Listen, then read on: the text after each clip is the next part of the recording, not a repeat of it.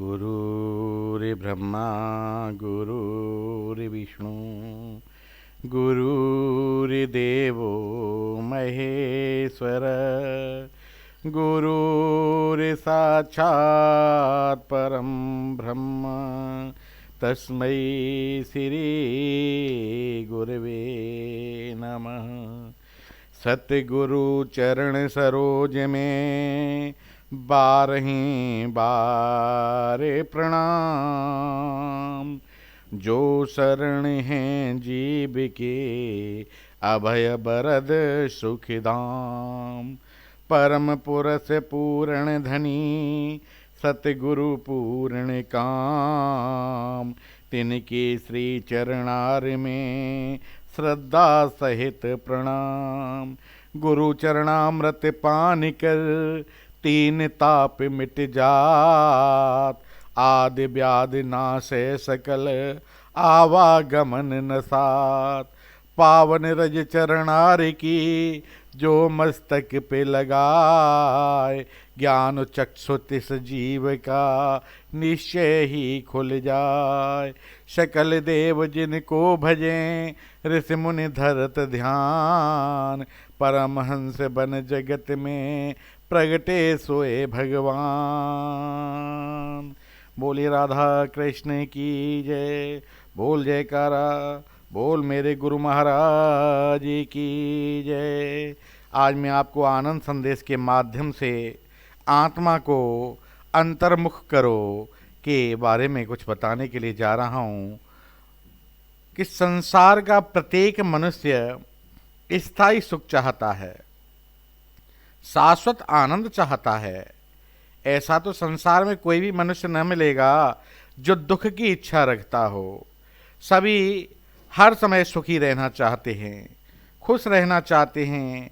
जैसा कि सतपुरुषों ने कहा है कि तमन्ना है हर इंसान की, तमन्ना है हर इंसान की, मैं हमेशा सुखी और आनंद में रहूं।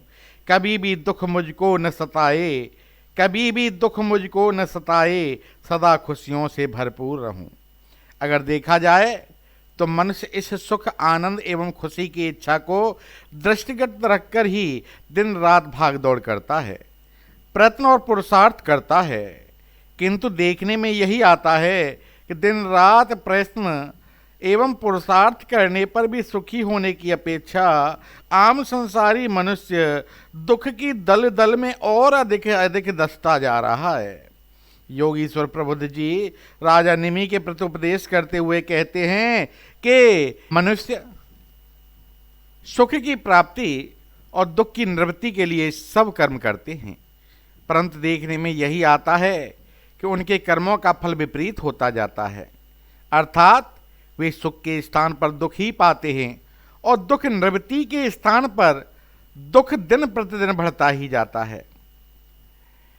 सब कोई सुख ही चाहते और मांगते हैं, दुख तो कोई भी नहीं मांगता, परंतु प्रयत्न एवं पुरुषार्थ करने पर भी सुख के स्थान पर दुख ही मनुष्य के आगे आता है। फिर भी हम संसारी मनमुख जीव को समझ नहीं आती कि ऐसा क्यों होता है। प्रश्न उत्पन्न होता है कि जब मनुष्य की इच्छा सुख प्राप्त की है और वह प्रयत्न भी पुरुषार्थ भी सुख की प्राप्ति के लिए ही करता है, तो फिर उसे सुख की प्राप्ति क्यों नहीं होती? इसका उत्तर यह है कि उसकी इच्छा तो ठीक है, परंतु उसकी खोज गलत है। आम संसारी मनुष्य सुख एवं आनंद की खोज ब्रह्म सांसारिक पदार्थों में करता है। वह यह सोचता है कि जितने ही अधिक सांसारिक पदार्थ उसके पास होंगे उतना ही अधिक उसे सुख मिलेगा। बेचारा अबोध मनुष्य यह नहीं जानता कि इन सांसारिक अथवा माइक पदार्थों का प्रभाव दुख रूप है, सुख रूप नहीं। जब इन पदार्थों में सुख है ही नहीं तो फिर मनुष्य को प्राप्त क्यों कर हो सकता है? सत्पुरुषों का कहना है कि मनुष्य की सूरत आत्मा के अंदर चुंबकीय शक्ति होती है। सूरत जिस वस्तु के साथ अपना संबंध जोड़ती है, यानी आत्मा जिस वस्तु के साथ अपना संबंध जोड़ती है, उसका प्रभाव अपने अंदर खींच लेती है। चूंकि मायिक पदार्थों में दुख, अशांति, चिंताएं एवं कल्पनाएं भरी हुई हैं, अतएव जब मनुष्य अपनी आत्मा को इन मायिक पदार्थों में लगाता है तो उसे दुख एवं अशांति की ही प्राप्ति होती है। जब मनुष्य की आत्मा ब्रह्म सांसारिक पदार्थों के साथ जुड़ी रहती है तब उसे बहिर्मुखी सुरत कहते हैं, यानी बहिर्मुखी आत्मा कहते हैं। आत्मा जब तक बहिर्मुखी रहेगी उसे सुख आनंद की प्राप्ति कदापि नहीं हो सकती, यह निश्चित बात है। इसलिए मनुष्य यदि सुख आनंद एवं खुशी चाहता है तो उसे अपनी आत्मा का रुख अपने अंदर की तरफ मोड़ना होगा। मनुष्य के घट में सुख एवं आनंद का असीम भंडार विद्यमान है। इस भंडार के साथ आत्मा का संबंध जोड़ने से ही मनुष्य को सच्चा सुख एवं सच्चा आनंद प्राप्त हो सकता है। प्रश्न उठता है कि मनुष्य के घट में जो सच्चे सुख आनंद का असीम भंडार है, क्या उस भंडार तक मनुष्य अपने प्रयत्न एवं पुरुषार्थ से पहुंच सकता है? इसके उत्तर में संतों एवं सदग्रंथों का यही कहना है कि पूर्ण सदगुरु के मार्गदर्शन एवं उनकी सहायता के बिना मनुष्य का तथाकथित भंडार तक पहुंच सकना नितांत असंभव है। सदगुरु ही उस भंडार तक पहुंचने का मार्ग के जानकार तथा भेदी होते हैं, अतः वे ही मनुष्य को उस मार्ग से अवगत करा सकते हैं और उसे उस भंडार तक पहुंचा सकते हैं। जब तक मनुष्य को सदगुरु की पावन संगति प्राप्त नहीं होती तब तक वह सांसारिक पदार्थों में ही सुख ढूंढता रहता है।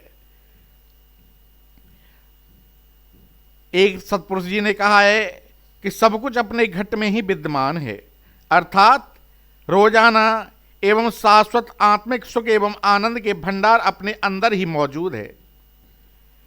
ब्रह्म संसार में सुख आनंद कदापि नहीं है। जो मनुष्य सुख और आनंद को बाहर ढूंढते हैं वो भूल एवं भ्रम का शिकार हैं। सदगुरु की कृपा से जिन्होंने अपने अंदर सुख आनंद के भंडार को प्राप्त कर लिया है वे अपने अंदर तो सच्चे आत्मिक सुख आनंद का अनुभव करते हैं, ब्रह्म संसार में बरतते हुए भी सदैव सुखी एवं आनंदित रहते हैं।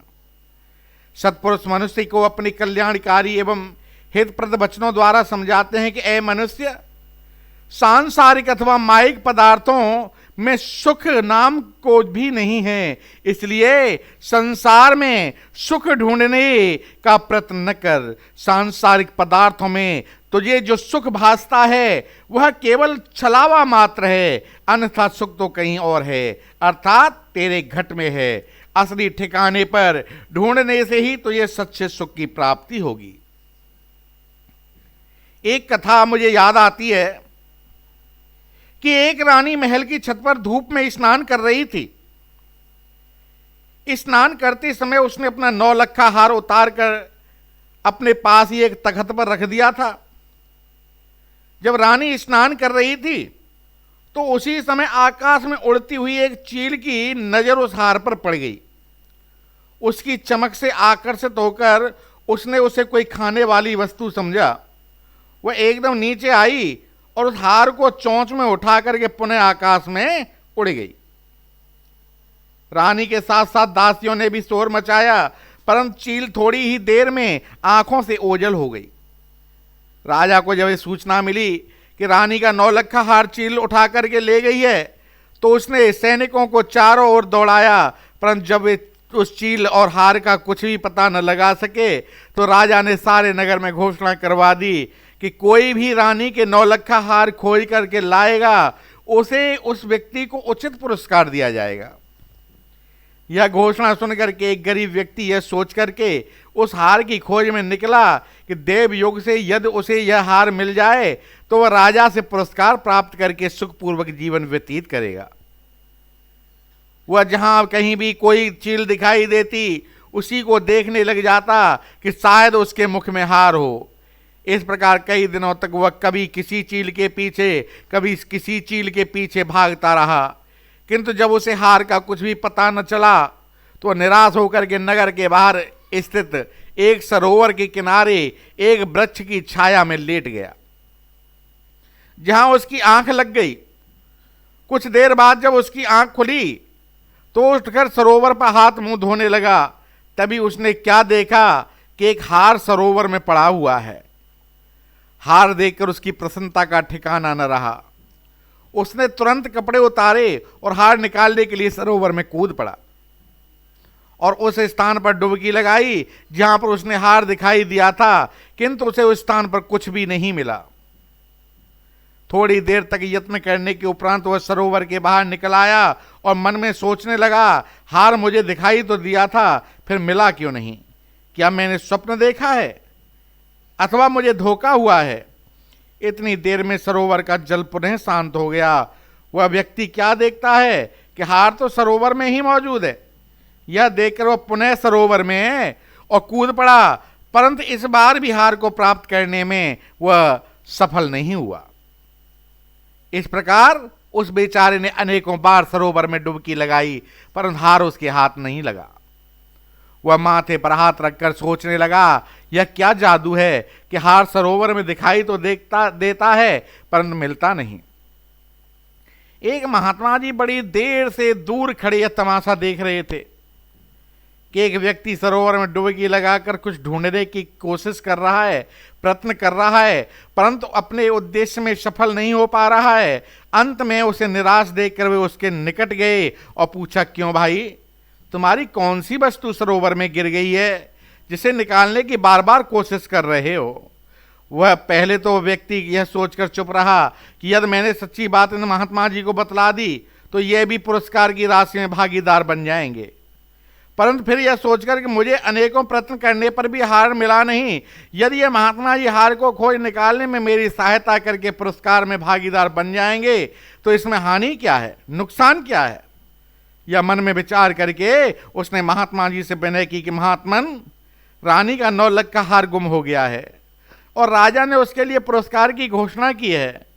मुझे इस सरोवर में एक हार दिखाई तो देता है, परंतु जब मैं उसी स्थान पर डुबकी मारता हूं तो वहां कुछ नहीं मिलता। मुझे विश्वास है कि यह वही हार है। यदि यह हार मिल जाए तो राजा से पुरस्कार प्राप्त करके मेरी सारी गरीबी दूर हो जाएगी। उस व्यक्ति से संपूर्ण वृत्तांत सुनकर के महात्मा जी ने सरोवर में देखा तो उन्हें भी वह हार दिखाई पड़ा। हार को देखकर उन्होंने तुरंत ही सारी स्थिति समझ ली और सरोवर के किनारे जो वृक्ष था, पेड़ था, जिसके नीचे वह गरीब व्यक्ति कुछ देर पहले सोया हुआ था, उस पर दृष्टि डाली। हार उस वृक्ष की एक शाखा पर लटका हुआ था, डाली पर लटका हुआ था, जिसका प्रतिबिंब सरोवर में झलक रहा था। वस्तुतः हुआ यह कि चील जब हार उठाकर महल से उड़ी तो उड़ते उड़ते उक्त सरोवर के किनारे आ पहुंची और उस वृक्ष की शाखा पर बैठ गई, किंतु जब उसने देखा यह कोई खाने की वस्तु नहीं है तो उस हार को वहीं छोड़ करके फिर आकाश में उड़ गई। महात्मा जी ने उस शाखा की ओर संकेत करते हुए उस व्यक्ति से कहा, तुम गलत स्थान पर हार ढूंढ रहे हो, इसीलिए तुम्हें हार नहीं मिल रहा था। हार सरोवर में नहीं बल्कि वृक्ष की शाखा पर लटका हुआ है। सरोवर में तो केवल उसका प्रतिबिंब, छाया मात्र पड़ रही है। अब तुम इस वृक्ष पर चढ़कर वह हार उतार लो और राजा से पुरस्कार प्राप्त कर अपनी गरीबी दूर करो। उस व्यक्ति ने वृक्ष पर चढ़ करके हार उतार लिया और महात्मा जी के इस उपकार के लिए उन्हें बार बार धन्यवाद दिया। उसके बाद वह हार लेकर के राजा के दरबार में गया और राजा से पुरस्कार के रूप में बहुत सा धन प्राप्त किया। विचार करो कि हार तो वृक्ष की शाखा पर लटका हुआ था और वो व्यक्ति उसे सरोवर में ढूंढ ढूंढ कर दुखी एवं परेशान हो रहा था, किंतु जब महात्मा जी की कृपा से उसे इस बात का भेद मिल गया कि हार तो वृक्ष की शाखा पर लटका हुआ है, तो फिर उसे उस हार को प्राप्त करने में कुछ भी समय न लगा। कबीरदास जी कहते हैं, वस्तु कहीं ढूंढे कहीं के ही विधि आवे हाथ, कहे कबीर तब पाइए जब भेदी लीजे साथ, भेदी लीना साथ कर दीनी वस्तु लखाए, कोटि जन्म का पंथ था पल में पहुंचा जाए। हार की तरह सुख आनंद तो कहीं और है और मनुष्य उसकी खोज कहीं और करता है। सच्चे सुख का, आनंद का भंडार मनुष्य के अपने अंदर विद्यमान है। जबकि सुख आनंद की खोज अज्ञानवश अपने घट में न करके सांसारिक अथवा मायिक पदार्थों में करता है। जब उसे उन पदार्थों में सुख की प्राप्ति नहीं होती तो दुखी, अशांत एवं परेशान होता है। वास्तव में वह सांसारिक पदार्थों में जो सुख उसे भासता है वह धोखा है, छलावा है। वह तो उस अखंड सुख की प्रतिछाया मात्र है जो मनुष्य के घट में विद्यमान है। किंतु घट में विद्यमान सुख आनंद के उस भंडार तक पहुंचने के लिए आवश्यक है कि मनुष्य उस भंडार के जानकार एवं भेदी की शरण ले। और उस भंडार के भेदी हैं समय के पूर्ण सद्गुरु। उनके द्वारा बताई हुई सुरत शब्द योग की विधि के अनुसार जब मनुष्य अपनी आत्मा को ब्रह्म संसार से समेटकर अंतर्मुख करता है तभी वह उस सुख आनंद के भंडार तक पहुंच पाने में सफल होता है, जिससे उसका जीवन खुशियों से भरपूर हो जाता है।